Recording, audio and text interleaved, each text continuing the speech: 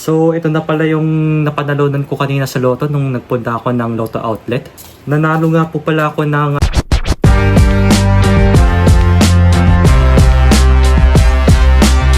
So, ayun, kakatapos lang ng trabaho ko ngayong araw. Time check muna tayo, 5:40 na ng hapon.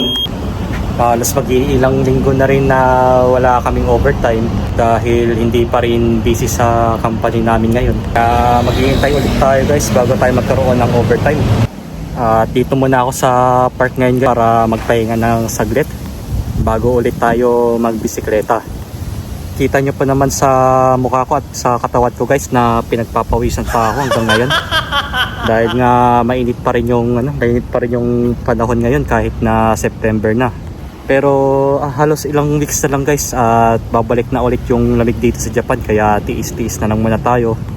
At ganito pala yung itsura ng park ngayon. Tahimik talaga. At wala kayong maririnig na ingay dito. Dahil nga dito sa Japan hindi uso yung maingay dito.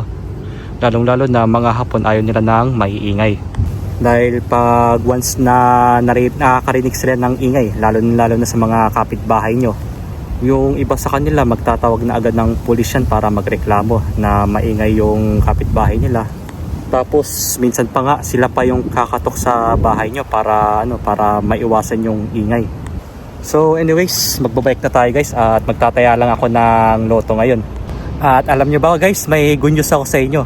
Ang good news ko nga sa inyo ay nanalo tayo ng Lotto. So mamaya pagdating natin ng Lotto Outlet, ipapa-check natin to kung magkano yung napanalunan natin. So ito nga pala yung tinayaan ko, numbers 4 po. Ito. At ipapapalit natin to mamaya. So ayun guys, palakad na tayo papunta ng Lotto Outlet. At ito na yung ticket natin kung magkano man yung napanalunan natin. So dito tayo magpapapalit sa Lotto Outlet na to. すいません、お願いします。お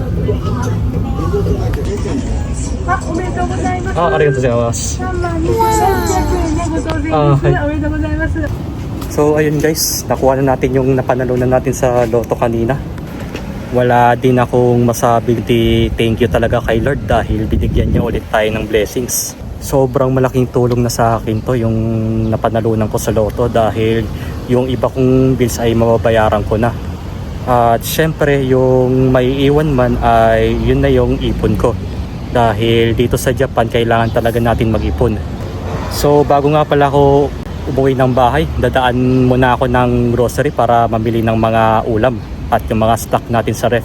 Kaya makakabili tayo ng pang grocery ngayon guys dahil nga nakuha na natin yung napanalunan natin sa Lotto kanina. Kaya ayun, sobrang saya ko talaga ngayon. As in, talagang wala akong masabi. Parang speechless kumbaga. Grabe talaga guys. Iba talaga si Lord. Hindi niya tayo papabayaan kahit na anong mangyari. Basta lagi lang natin siyang tawagin pag once na nagka-problema tayo. Hingi lang tayo ng gabay sa kanya at lagi lang tayo magdasal. Magpasalamat kung ano man yung meron sa atin at kung ano man yung mga blessings na binigay sa atin. Syempre dapat natin i-appreciate yun. Dahil para sa akin guys, kung ano man yung meron sa akin, kontento na ako. So ayun nga, dito na ako ngayon sa Lamo para mamili ng mga stock. Para di na tayo bibili sa susunod na araw. Mas okay na yung makabili tayo ngayon para at least magkaroon tayo ng stock sa ref.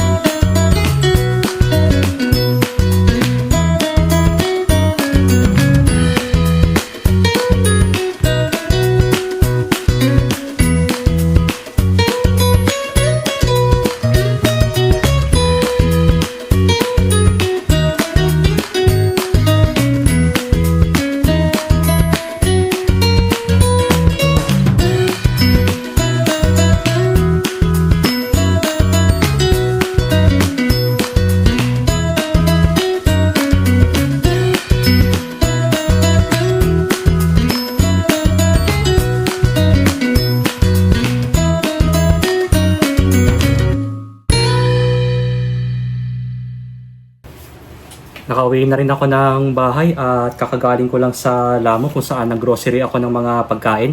So ito nga pala yung mga pinamili ko sa ngayon. Ito pong itlog. Yan, bumili ulit ako ng itlog dahil paubos na naman yung itlog ko dito sa ref. Tapos itong siomay. Yan, nag-stock na rin ako ng siomay. In case na pag tinatamad ako magluto, ito na lang yung lulutuin ko. And then bumili ako ng spam, luncheon meat. Para may makain tayo pag wala na tayong stock sa ref. Ito na lang yung lulutuin natin. Since tinatamad na rin ako magluto ngayon at gabi na dahil nga naka-grocery ako, bumili na rin ako ng uulamin ko para bukas. Yung babaunin ko sa lunch pag sa trabaho. Ito nga, karage. Tapos bumili rin ako ng calamares. Parang fried posit siya. Yan, nakikita nyo naman po. Bumili rin po ako ng Chinese pechay. Tapos toge or tinatawag natin na moyashi. Green onion, ito po. And then udong. 2 pirasong udong yung binili ko, ang alam ko. 2. May isa pang ganito eh. Kasi binabala kong kumain ng nabe sa Sabado or yung tinatawag natin na hot pot. Dahil nagki-crave ulit ako sa nabe guys, kaya bumili na rin ako ng ibang yung ibang sahog. Tapos siguro pagka Sabado bibili ulit ako ng seafoods, yung mga pang sa hot pot. Hindi na rin ako nakabili ng mga seafoods dahil nga marami-rami na yung nabili ko at baka hindi ko na kaya pag ibibisikleta ko papauwi. Mushroom guys. Mushroom po ito na maliliit. Ilalagay rin natin to sa hot pot pag sinipag tayo ng Sabado. Bumili na rin ako ng manok. Bala ko kasing magluto ng tinola sa susunod. Tinolang manok. Tsaka ito, ebi fry na hipon, tempura siya. So, meron siyang 8 pieces sa isang pack nito. Tapos, giniling. Ito. Malaki na yung binili ko para at least makatipid-tipid tayo. Time check muna tayo. Magsa 7 na ng gabi. So, ayun, kakatapos ko lang maligo.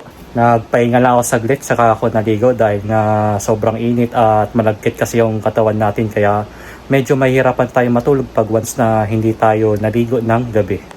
Ngayon nga pala ay kakain na tayo ng dinner.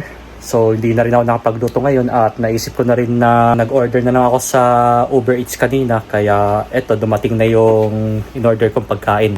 Naisip ko na lang din kumain ng Indian food sa ngayon guys. Ito nga pala yung in-order ko sa Uber. Meron silang vegetable salad. At ito nga pala yung sauce nila guys. Kulay orange. So ito. Tapos ito. Isa sa paborito kong pagkain nila itong garlic naan. So papakita ko sa inyo. Ayun, bagong luto. So mainit. Ito po. Garlic naan sa loob yan. Ayan. Naka-fold lang kasi siya eh. Pagka ilalabas natin to, malaki-laki to as in. Tsaka 2 kare or curry. Isasawsaw lang natin to sa may garlic naan eh. Pag once na kumakain tayo nito. So ito nga pala ay chicken curry to. Chicken siya eh. Kaya medyo yellow. Tapos ito naman yung orange na to ay seafood curry.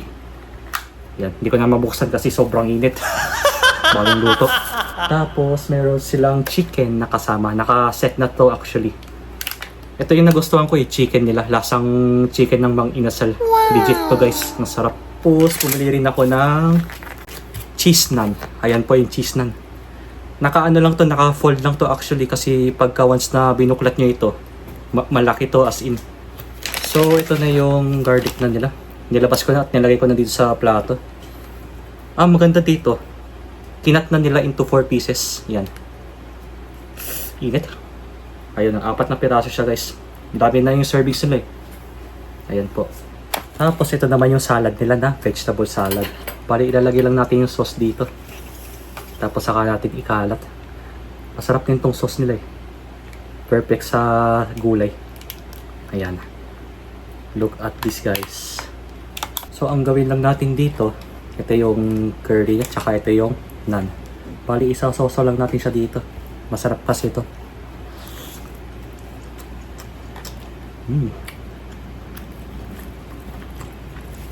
Fresh pa yung bawang nila.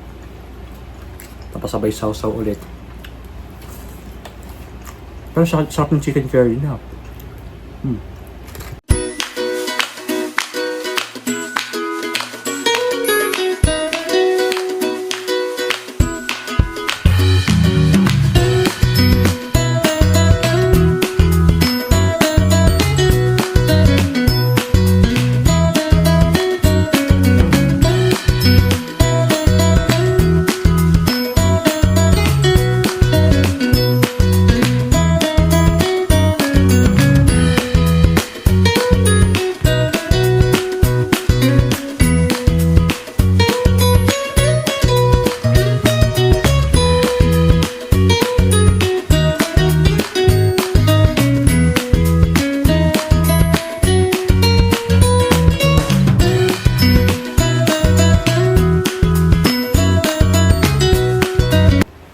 And guys, kakatapos ko lang kumain. Time check muna tayo, 7:42 na ng gabi.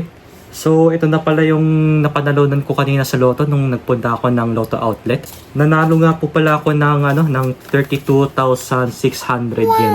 Or katumbas ito ng 12,570 in pesos. Di ko pa rin expect guys, as in talaga. Sobrang saya ko na talaga at dahil napakalaking tulong talaga nito sa akin. Ito na guys, bibilangin na natin kung tama nga ba. Ito, isang lapad, 10,000 yan. 20,000.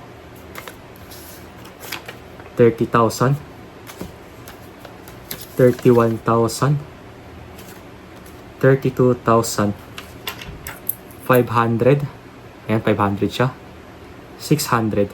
100 yen. So, ito po lahat ng nung napanalunan ko kanina. At napakalaking tulong na talaga sa akin to guys dahil nga yung iba pang mga bills ko dito ay mababayaran ko na. At yung mga naiwan dito na sobra, yun na yung itatago ko bilang ipon ko. At yung iba naman ay ipapang grocery pa natin kung pag once na makulangan man tayo sa sa stock. So ipapakita ko pa sa inyo yung lotto ticket ko kung saan ako nagtaya kahapon. Ito po. Bali 4 numbers po yung tinatayaan ko.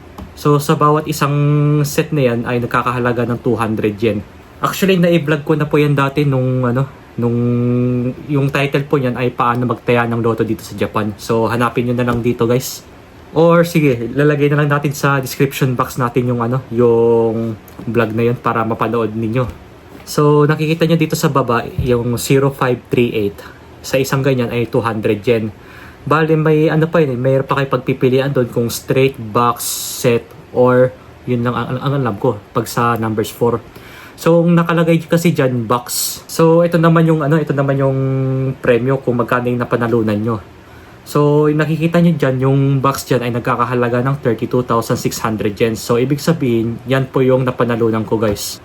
Pero sobrang sayang talaga kasi hindi ako nagtaya ng straight noon kasi pag once na straight yung pinili ko doon, mas malaki yung makukuha kong na premyo, nasa 700,000 yan. Ito po. Okay na po yun para sa akin. Ang importante po ay nakakuha tayo ng premyo. Kasi ang ibig sabihin ng straight dyan, dapat mapanulunan mo yung 4 na numbers dyan in exact order. Pag box naman, pwede kayong manalo in any order na numbers basta pare-parehas na lumabas. Pero pag pinili nyo naman yung set sa mismong ticket, ang ibig sabihin yan, kunwari pag nakuha nyo yung same number in exact amount, ang makukuha nyo yung kalahati ng premyo ng straight or mahigit pang kalahati yan ang alam ko. Pero pag in any order naman yung pinili nyo sa set, ang mapapanalunan nyo kalahati ng premyo sa box. So ayun lang po at okay na po sa akin yan at least po malaki talagang tulong sa akin to. Bale sa mga magtatanong man po kung meron bang live dito ng Lotto or tinatawag natin na Takarakuji. I-search nyo lang yung Takarakuji live sa Google. Meron nang lalabas doon. Kaso ang doon naka-Nihongo siya pero ipapakita ko na lang sa inyo dito sa baba. Bali ang simula ng raffle draw dyan ay tuwing 6:45 ng gabi. Araw-araw yan from Monday to Friday. Pero pag Saturday and Sunday wala silang bola nun. Meron lang sa meron sa iba pang Lotto maliban sa numbers 4. Meron din silang numbers 3, Lotto 6, Lotto 7, Mini Lotto at saka Bingo 5. So, ang Lotto 6 nga pala ay ginaganap yan tuwing Monday tsaka Thursday. Ang Mini Lotto naman ay every Tuesday. Tapos, ang Bingo 5 naman ay every Wednesday. And then, yung pinakahihintay ng iba, ang Lotto 7 na tuwing Friday. Pero payo ko lang sa inyo guys na wag na wag yung sosobrahan magtaya ng loto dahil hindi po maganda sa atin 'yan. At baka maubos pa yung budget natin dahil dito. Okay lang na magtaya kayo basta isa lang or dalawa, okay na 'yun. Sa akin naman kasi guys, yung pag nagtataya ako ng loto tuwing Monday tsaka Friday lang, 2 araw lang. Kasi talagang mahirap tumaya ng marami doon. Kaya mas okay na na magtaya kayo pa isa-isa lang. Okay lang naman na pa isa-isa basta sa isang kasi sa isang set noon 200 yen lang. Pero except sa Lotto 7 guys, pag nagtaya kayo doon ng 7 numbers, nagkakahalaga yun ng 300 yen sa isang set na yun. So, ayun lang naman at talagang ang masasabi ko talaga, iba talaga si Lord. Thank you. Okay, time check muna tayo. Mag-alas 8 na ng gabi. So, kain muna tayo ng ice cream dahil ang init pa rin ng panahon ngayon kahit na naka-aircon na ako. Ice cream muna tayo guys. Ayan. 2 flavor na pala yung nabili ko. Bagsak. Bali ilagay na lang natin siya sa cup natin. Kasi mas madaling kainin ito pag naka-cup.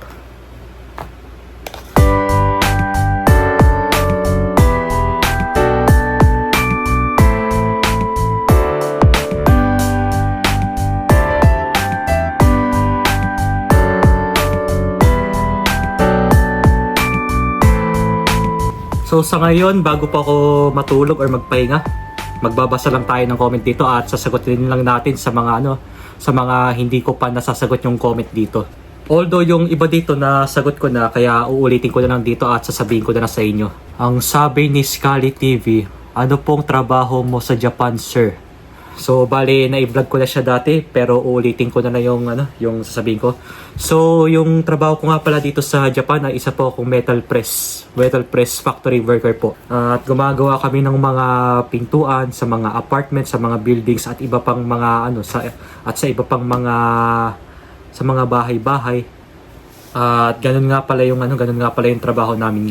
So next naman po mula kay Sir Peter's Fun 8275. Ang sabi niya dito, net income mo na sa around 18 lapad. Hindi makakabuhay ng pamilya yan lalo na ang tataas na ng bilihin sa Japan. Paano pag nagkaanak ka? Paano mo pag-aaralin ang mahal ng senior high at college sa Japan? Para sa akin lang kahit na ba stable job kung para ka rin isang kahig, isang tuka, useless yung stable job. Karamihan sa mga kakilala ko sa Japan, nasa 30 lapad ang sila sahod plus bonus pa.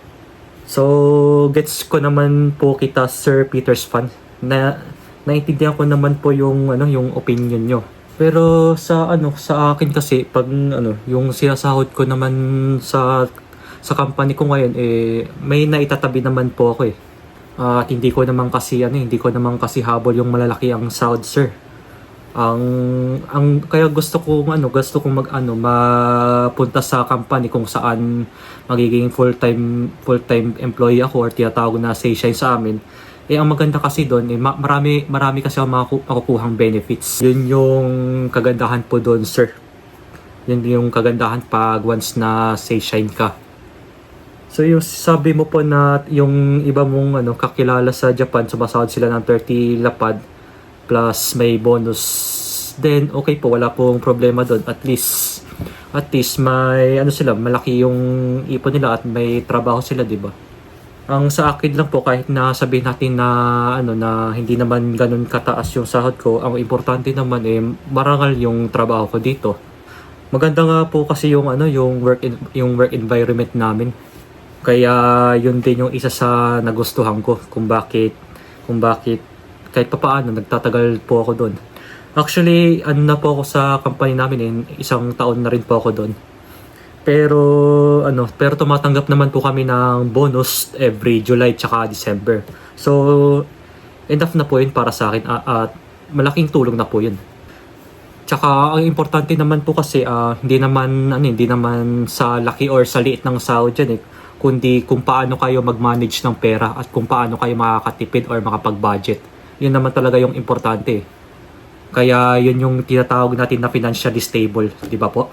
Tsaka hindi ko naman po pinangarap na hindi ko po pinangarap sa buhay ko na yumaman. So last muna tayo sa comment mula kay Tiffany4033. Wow, English. Ang sabi, there will always be those who thinks they know better and that they are better financially, but never listen to their comparisons of their financial situation to yours. Correct. Making more money doesn't mean it would solve everything.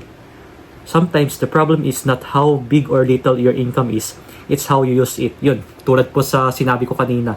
It's how you manage your money, not how much you make.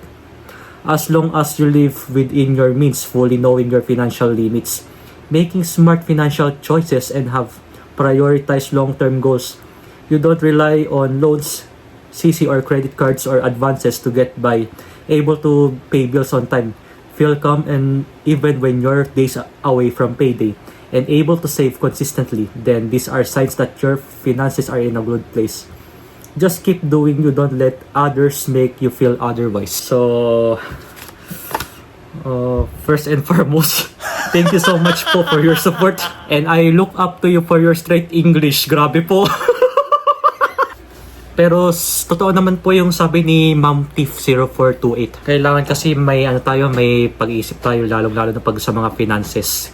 Yan talaga yung importante sa buhay natin. Siyempre, pag hindi tayo nag-rely sa mga ganong loans, sa mga credit cards, ibig sabihin nun, nasa mabuting kamay yung yung pera natin, di ba? Kaya may advice ko lang po sa inyo sa mga kababayan po natin dito na na spend wisely po.